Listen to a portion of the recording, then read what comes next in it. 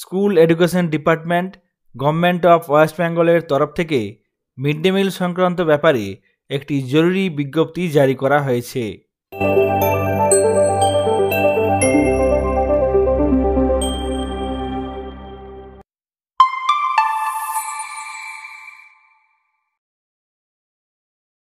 এই বিজ্ঞপ্তি project director cooked mid day meal programme school education ডিপার্টমেন্টের পক্ষ থেকে রাজ্যের সমস্ত district magistrate, special commissioner, labour commissioner, sub divisional officer, executive director, Kolkata primary school চেয়ারম্যানকে দেওয়া হয়েছে।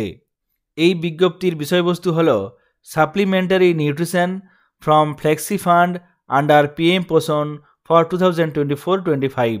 মিড ডে মিল প্রোগ্রামে প্রত্যেকটি ছাত্রছাত্রীর জন্য 8 টাকা করে বাড়তি প্রদান করা হবে। সাপ্লিমেন্টারি নিউট্রিশনের জন্য প্রত্যেকটি ছাত্রছাত্রীকে একটি গোটা ডিম দিতে হবে। এই অর্ডার প্রকাশিত হবার পর থেকে 31শে মার্চ পর্যন্ত মোট 11 দিন সপ্তাহে 2টি করে ডিম প্রত্যেকটি ছাত্রছাত্রীকে দিতে হবে।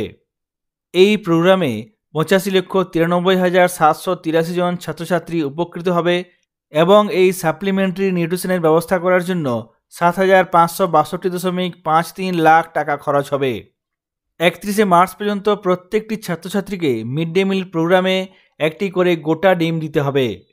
এই প্রোগ্রামে প্রত্যেকটি ছাত্রছাত্রীকে সপ্তাহে 2 দিন করে মোট 11 দিন একটি করে গোটা ডিম দিতে হবে। চলতি অর্থবর্ষের থার্ড কোয়ার্টারে কুকিং কস্ট থেকে যে টাকা বেঁচে গেছে সেই টাকা থেকে এই এডিশনাল নিউট্রিশনের ব্যবস্থা করা হয়েছে।